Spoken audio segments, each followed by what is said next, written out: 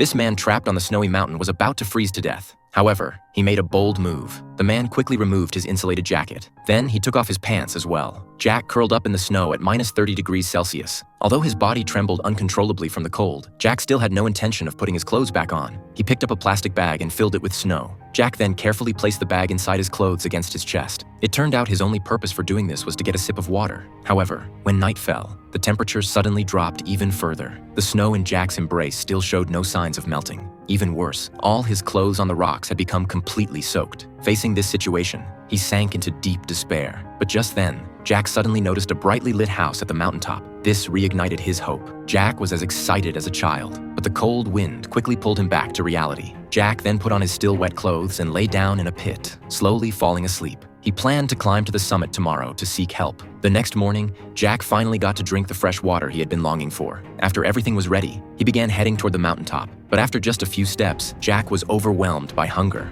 This made his vision increasingly blurry. However, his strong will to survive still supported Jack as he slowly advanced toward the summit. But before long, he lost his strength and collapsed on the ground. When Jack tried to get up and continue forward, he suddenly felt a sharp pain in his leg. Only then did Jack realize his calf was injured. But at this moment, he had no time to treat the wound. If Jack wanted to survive, he could only reach the mountaintop and seek help from others. Jack then struggled forward toward the summit. Finally, after 5 hours of effort, he reached the halfway point. But when he looked up at the mountaintop, he was instantly frozen in place. The house from last night had now vanished without a trace.